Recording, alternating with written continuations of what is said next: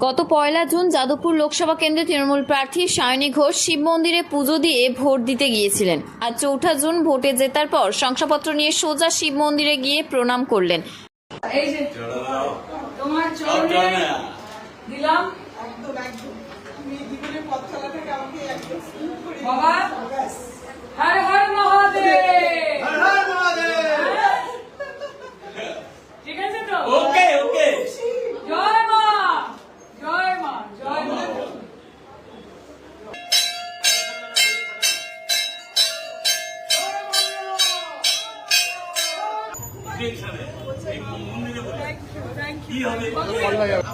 বাবুইদা দেখি অপুদার দোকানে একটু দেখা করে আসি। আপনার অধিকার, আপনার সন্তানের অধিকার, আপনার বাড়ির লোকের অধিকার, আপনার বন্ধুর অধিকার, আপনার ধর্মের অধিকার।